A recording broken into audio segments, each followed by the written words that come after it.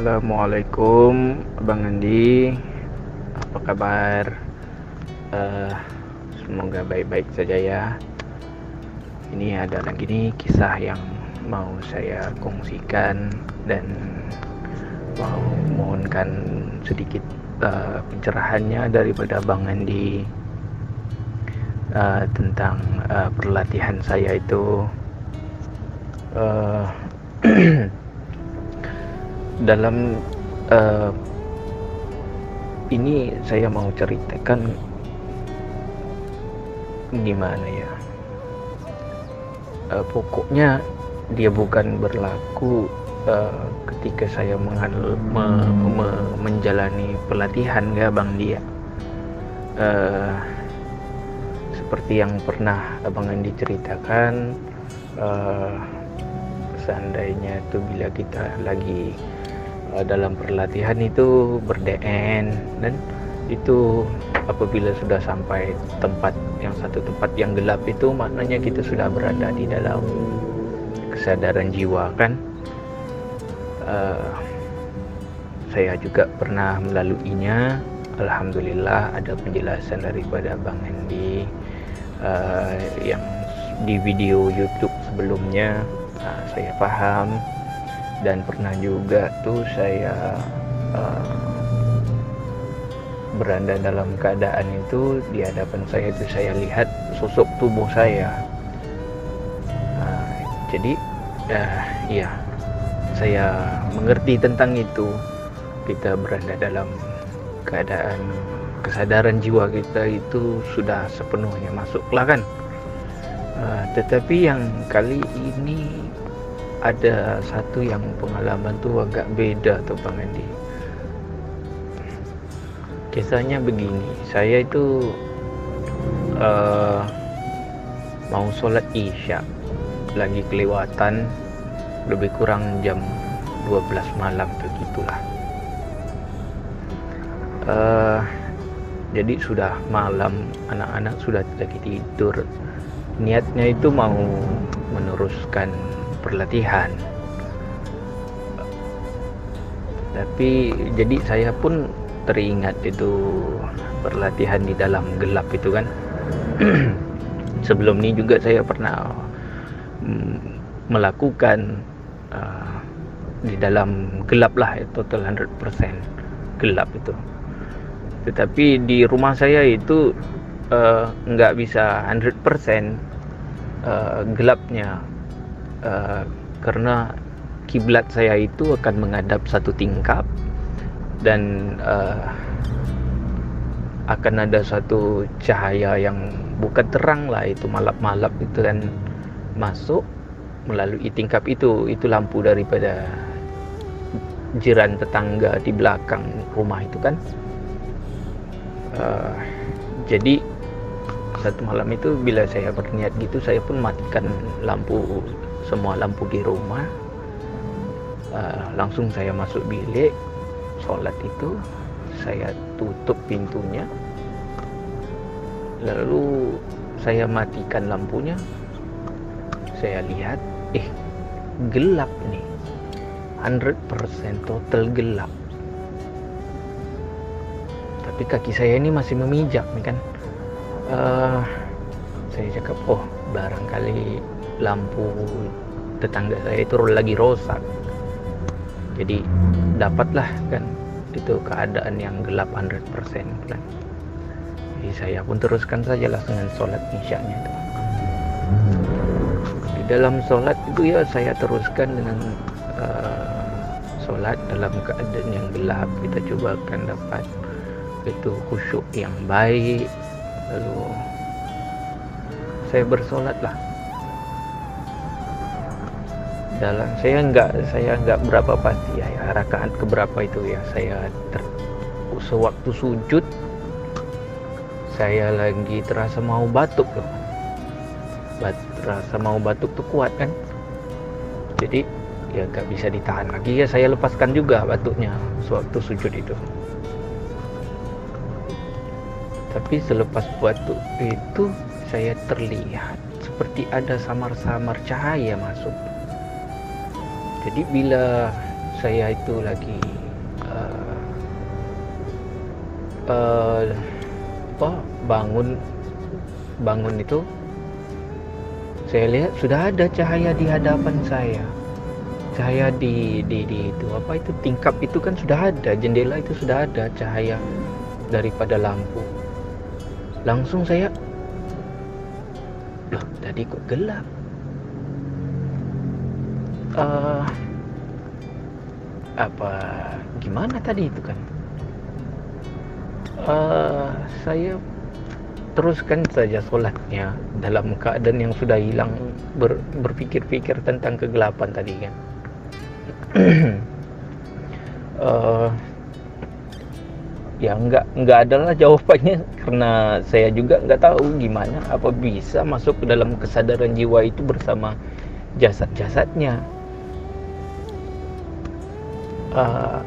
Apakah karena bila saya ingat-ingat kembali, itu lampu di belakang rumah jiran itu hidup, karena selepas sholat maghrib itu saya ke dapur lagi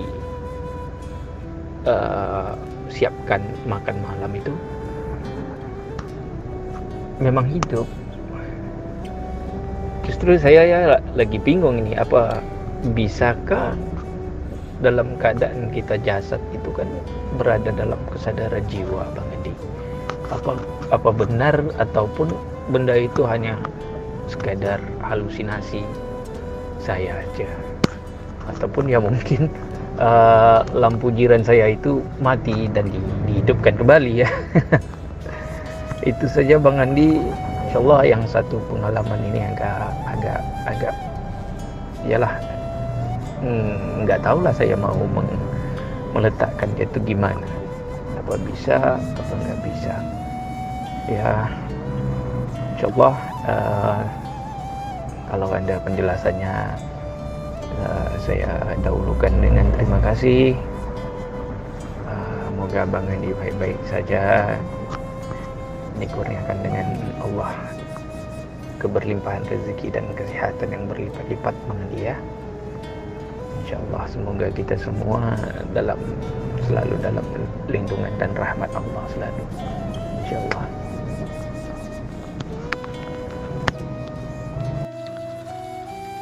Waalaikumsalam warahmatullahi wabarakatuh. Alhamdulillah, terima kasih banyak Pak Ibrahim atas doa-doanya. Amin ya Allah. Ya, mudah-mudahan Pak Ibrahim, sahabatku, saudaraku yang mendengarkan audio ini ya selalu dalam kasih sayang Allah. Amin ya Allah. Jadi mengenai pengalaman Pak Ibrahim itu sebenarnya itulah yang dikatakan kusuk ya. Kita kalau kusuk kepada satu titik, kepada satu kesadaran, maka yang di sekitar kita itu akan sirna ya. Makanya yang seperti Pak Ibrahim alami, kenapa ya Bang? Awalnya ada cahaya, tiba-tiba kok tak ada cahaya lagi, gelap semua. Betul-betul gelap, dan saya masih bisa merasakan tubuh saya. Yaitu sebenarnya itulah kategori fana ya. Itu yang dikatakan fana. Jadi apa yang kita lihat dengan mata zohir, kalau kesadaran ini sudah aktif maka pandangan zohir itu akan sirna, akan hilang. Tapi kita lebih masuk kepada pandangan batin. Jadi pertama ada cahaya dari tetangga sebelah, dari lampu sebelah. Tiba-tiba kok ketika saya sholat Bang, cahaya itu hilang. Saya nggak nampak lagi cahaya itu. Ketika selesai sholat, cahaya itu ada lagi ya. Berarti ketika hilang tadi bukan berarti kita itu berpindah, kita masih di situ jasad kita, nggak kemana-mana jasad ini ya. Cuman kesadaran jiwa kita yang kusuk, sehingga apapun yang di sekitar kita sirna ya. Jadi dilatih mengenai kesadaran ini, harus kita latih. Itu kan kalau dibilang kejadian yang tidak kita sengaja, tidak kita pikirkan, tidak kita harapkan. Nah coba nanti dilatih disengaja. makna disengaja begini ya memang kita mau ke situ, memang kita mau tuju ke situ. Jadi bagi teman-temanku yang ingin mengenal diri ya, selama ini kan kita hanya selalu belajar kenal diri, kenal Allah, kaji diri ya.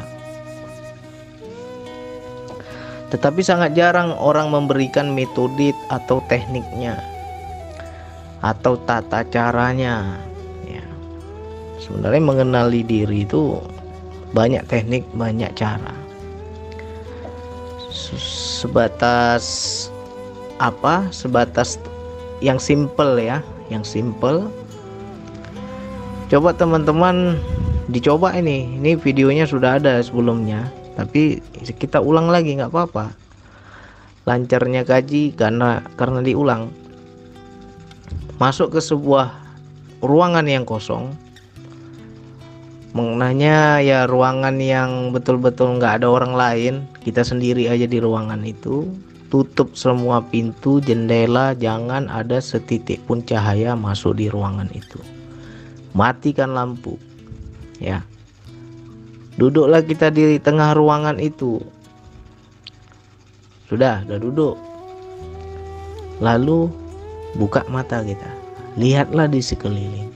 Kalau masih bisa melihat, oh ada lemari, oh ada jendela, oh ada pintu, masih nampak, tutup sampai nggak ada cahaya masuk, betul-betul gelap.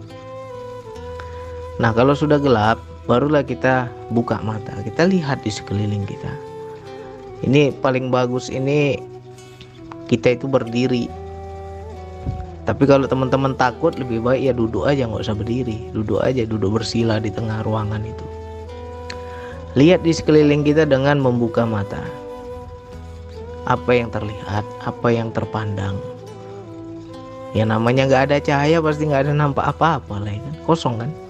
Bang kosong aja bang, hitam aja yang ada bang, gelap aja yang ada bang, nggak nampak apa-apa bang. Ya lihat sekeliling nggak nampak apa-apa. Lantas lihatlah diri kita sendiri.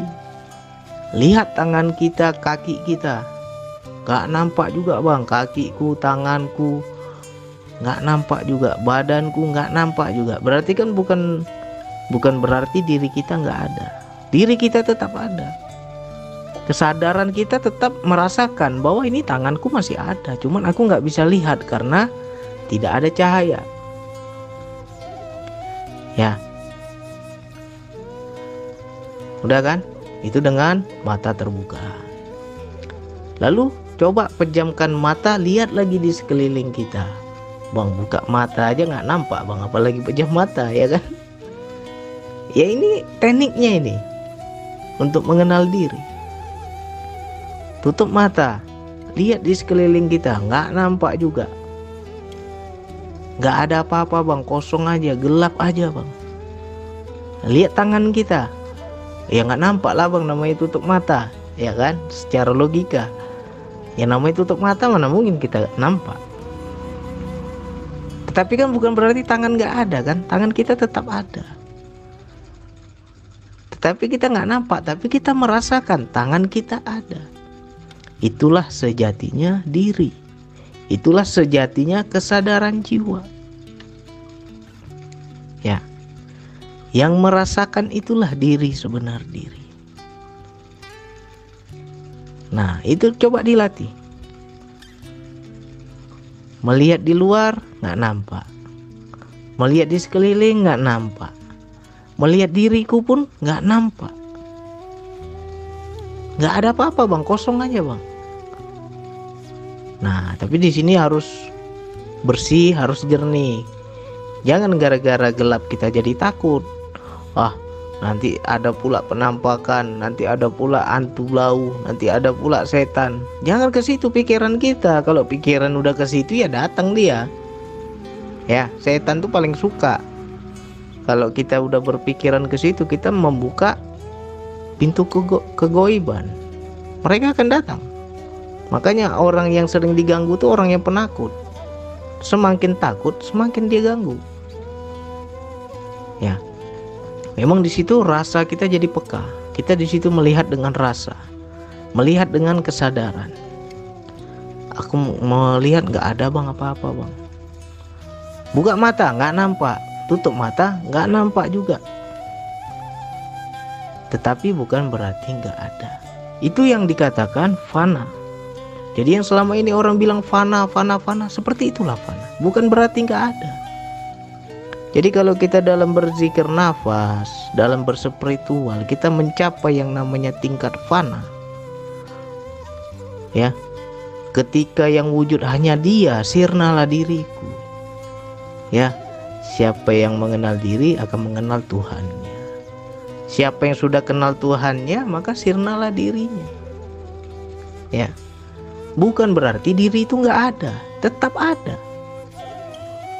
Tapi eksistensi keakuannya yang hilang. Ya. Jadi kita mau mengkategorikan fana itu seperti itu. Aku lihat tidak ada lagi apa-apa, Bang. Tapi aku sadar, aku bisa merasakan, aku bisa memahami. Ya. Nah, di tingkat tertinggi, kalau dalam zikir nafas itu di level 4, di wilayah fana, kita akan merasakan seperti itu. Yang wujud hanya Dia, kita sadar kepada Dia, diriku hilang, diriku tiada. Tapi bukan berarti nggak ada. Sama halnya tadi, udah gelap Bang, nggak nampak apa-apa Bang. Aku buka mata karena nggak ada cahaya, nggak nampak apa-apa Bang. Ya coba lihat tanganmu, nggak nampak juga Bang. Tapi kan bukan berarti tangan nggak ada, tangan tetap ada. Tetapi diri kita tidak terlihat lagi. Makanya bagi teman-teman yang mendalami zikir nafas, yang mencapai spiritual, ya, yang dikatakan jiwa, yang dikatakan nafs, yang dikatakan diri, sebenar diri itu seperti itu, tak berbentuk. Ya, bukan berarti tiada, tetap ada tapi tak berbentuk. Jadi kalau orang bilang, Bang, bisa nggak digambarkan jiwa itu seperti apa? Ya seperti itu. Yang ada hanya kesadaran. Ada nggak lagi tangan di situ? Nggak ada tangan. Ya, sama halnya kita di dalam gelap tadi. Nggak tahu lagi aku Bang, tanganku Bang, nggak nampak. Tetapi bukan berarti nggak ada. Ya, begitu juga kita dalam berspiritual. Jiwa itu kalau sudah diperjalankan oleh Allah, ya hanya pandangan saja. Dia bisa merasakan, dia bisa melihat, dia bisa menyaksikan, tapi dia nggak bisa melihat dirinya. Itu yang benar. Tapi kalau kita, Bang, saya dalam berzikir nafas, saya melihat diri saya sendiri, jin korin itu, hati-hati. Saya melihat diri saya sendiri Bang. Nah, kalau dia berwujud, ada tangannya, ada kakinya, ada wajahnya. Bahkan wajahnya mirip seperti kita, macam kembar. Itu jin korin. Jangan kita merasa aku sudah mencapai kesadaran jiwa. Ya. Jangan sampai kita merasa, wah itu diriku yang sebenarnya. Yang dilihat siapa, yang melihat siapa. Kan bodoh kita ini. Kita lihat diri kita sendiri. Yang dilihat itu siapa? Yang melihat siapa? Kan ada keterpisahan. Dan kita anggap pula itu diri kita. Kan bodoh. Banyak orang yang tertipu di sini. Apalagi kalau ketemu dirinya, diajak ngobrol, diajak bicara, dikasih amalan ini, dikasih amalan itu hati-hati, jin itu. Ya. Itu jin korin. Jangan sampai tertipu. Makanya segala sesuatu yang masih terpandang, terlihat, berbentuk, berwujud, ada rupanya, jelas bukan Allah. Karena yang kita tuju yang bukan apa-apa. Ya. Allah itu sifatnya apa? Laisa kamislihi syai'un. Tak diserupakan dengan apapun. Selagi masih serupa apapun, jelas bukan Allah. Jadi kalau ada yang kita lihat, apapun itu bentuknya, baik dia bentuknya cahaya, jangan tertipu. Jangan kita anggap Allah itu. Ya. Jangan kita berprasangka, wah ini terang cahayanya nih, Allah datang ini. Nah, bodoh kita kalau kita sampai menganggap itu Allah. Ya, apalagi sampai dia bicara, dia sampai ngomong, dia sampai memberikan nasihat ini, nasihat itu. Dan di situ ada bentuk kata-kata. Ya bukan Allah. Allah kok bahasa Allah itu nggak ada huruf, nggak ada suara. Kalau masih ada suara, masih ada huruf, jelas bukan Allah. Ya. Memang wilayah ini agak ekstrim. Bagi teman-teman yang mau mencoba, silakan. Makanya banyak yang bertanya, Bang, saya berzikir nafas sebaiknya gelap atau terang, Bang? Ruangan di kamar saya itu lampunya saya matikan atau biarkan gelap, Bang? Ya, kebanyakan orang kan takut gelap-gelapan. Gak semua orang berani gelap. Ya. Kalau benar kita ini masuk pada kesadaran jiwa, seterang apapun di luar akan jadi gelap. Karena kita tidak lagi berkaitan dengan jasad. Ya. Makanya banyak teman-teman yang merasakan, Bang, aku masih merasakan diriku, Bang. Kakiku masih ada. Tanganku masih ada. Tapi di sekitarku gelap, Bang. Nah, sama halnya macam Pak Ibrahim. Dia masih merasakan dirinya ada, tapi dia lihat di sekeliling gelap. Itu sebenarnya sudah kesadaran jiwa, cuman masih ada kaitan sama jasad. Nah, kalau orang yang sudah naik lagi ke kesadaran yang lebih dalam, dia nggak ada kaitan sama jasad.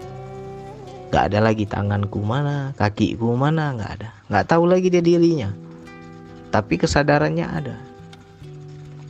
Ya, itulah sejatinya kusuk. Sama halnya seperti ini. Kalau secara logika,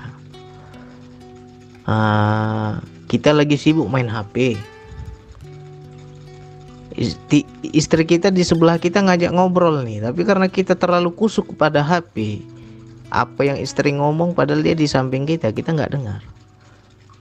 Kamu dengar nggak? Ai cakap tadi, kata istri kan. Coba kamu cakap apa lagi? Ulang lagi, saya tak dengar. Tadi saya sibuk main HP. Pasti kita akan berkata seperti itu. Kenapa suara dia kita tak dengar?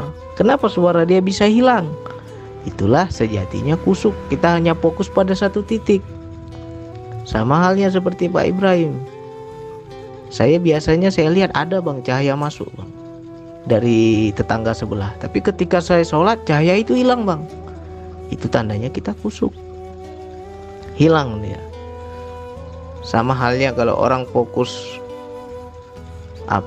pada satu titik, dia nggak akan lagi melihat di sekelilingnya. Ya, misalnya kita berkendaraan, kita ngebut nih, speed kita tinggi, kita nggak akan lihat kiri kanan itu apa yang akan terjadi, tidak lihat. Sama halnya seperti kita jalan-jalan, ada orang lewat, kita nggak perhatikan, tidak memperhatikan. Ya. Sibuk kita main HP aja, orang lewat sekitar kita nggak tahu, nggak lihat. Itu namanya kusuk pada satu titik. Ya. Jadi jangan dianggap bahwa diri saya pindah tempat karena semua gelap. Tak ada lah macam itu, ya. Tak ada macam itu. Itu namanya trans kesadaran. Awalnya kita dengan kesadaran jasad, pindah dia pada kesadaran jiwa. Ketika pindah kepada kesadaran jiwa, maka pandangan jasad mati, pandangan jasad sirna. Ya, mata zohir ini tak nampak lagi, tapi kita sudah melihat dengan yang batin. Transit dia, pindah dia. Nah, jadi dilatih terus. Bagi kawan-kawan, saudaraku, sahabatku, coba tuh, kalau mau kenal diri, buktikan. Ya. Duduk di sebuah ruangan yang gelap, tak ada sedikit pun cahaya. Duduklah di situ, pandang sekeliling kita, tak nampak apa-apa, Bang. Pandang lagi diri kita, tangan kita, kaki kita, tak nampak juga, Bang. Tapi kan bukan berarti tak ada. Ada tak tangan kita di situ? Ada tangan kita. Kita bisa merasakan tangan kita. Tapi kenapa tak nampak? Ya. Sejatinya yang merasakan, yang menyadari, yang sadar itulah diri. Jadi jangan dicakap jiwa itu berwujud seperti kita. Ya. Banyak orang tanya tuh, "Bang, jiwa seperti apa bentuk dia?" Mana ada bentuk? Kesadaran itulah jiwa. Yang merasakan, yang menyadari, yang mengetahui, yang menyaksikan. Ya. Itulah yang dibilang kesadaran. Itulah yang dikatakan diri sebenar diri. Jadi mudah saja kita mau mengenal diri itu, tak susah-susah. Kenali dulu. Oh, udah kenal. Ketika kita diam, makanya banyak orang dahulu sering kata banyak-banyaklah bertafakur, ya. Bertafakur ini adalah orang yang berdiam diri, banyak-banyak diam di kamar. Cari ruang yang sepi, ruang yang kosong, berdiamlah di situ. Agar apa? Agar kita mengenal. Kita sudah diam nih, tak ada apa-apa, tak ada kehendak apa. Masuk bisikan. Sudah, tak usah kau lanjutkan. Kau sudah takut, hentikan saja. Macam-macam. Bisikan-bisikan itu harus kita kenali lagi tuh. Itu suara siapa tuh? Nafsu kah? Bisikan setan kah? Ego kita kah? Hati nurani kah? Nanti kita akan bisa membedakan, kita kenal satu persatu. Ya. Takut pun ada bisikan itu. Gelap kita. Tiba-tiba takut pula kita ada setan. Takut pula kita ada hantu. Yang membisiki ketakutan itu ada suara dia tuh. Ada bisikannya. Cuma kebanyakan kita kan kita menganggap diri kita yang takut. Padahal ditakuti sebenarnya. Ditakut-takuti sebenarnya, karena ada bisikan tadi. Ya, kenali. Makanya dalam berzikir nafas itu kita berdiam diri, tak boleh bergerak. Ya. Kenapa? Biar kita kenal yang hendak bergerak ini siapa. Ya. Makanya kita harus diam seperti patung, tak boleh bergerak sedikit pun. Agar apa? Agar masuk pada jiwa. Ya, agar kita kenal bisikan-bisikan di dalam diri kita. Siapa nih yang cakap nih? Ya. Jadi bagi saudaraku, sahabatku, kalau betul mau mengenal diri, dicoba tuh. DN lah di ruangan yang gelap. Ya. Tutup semua jendela, lubang angin, apa semua yang berkaitan dengan cahaya. Tutup, jangan setitik pun ada cahaya. Coba. Memang ekstrim ini, takutnya luar biasa. Banyak orang yang takut, banyak orang nggak kuat. Nah, kalau kita nggak lurus, di sini gangguan sering datang. Terpikir kita, wah muncul pula setan nanti, muncul pula hantu belau nanti. Betul muncul. Karena apa? Kita sudah membuka pintu. Makanya yang sering diganggu itu orang yang penakut, orang yang sering berprasangka tentang mereka. Tapi kalau prasangka kita fokus aja kepada Allah, aku hendak berzikir padamu ya Allah, aku hendak mendekat padamu ya Allah, aku hendak belajar DN ini betul-betul ya Allah, nggak ada niatku macam-macam. Nggak ada itu yang namanya kita kepikiran setan, hantu, segala macam, tak ada. Ya. Jadi kembali kepada diri. Makanya kita itu sebagai orang beriman, kesadaran itu sangat penting. Kalau kesadaran kita aktif, kesadaran kita kuat kepada Allah, tak ada tuh nampak ini, nampak itu, gangguan ini, gangguan itu, tak ada. Kenapa selama ini banyak orang diganggu, banyak orang diusik?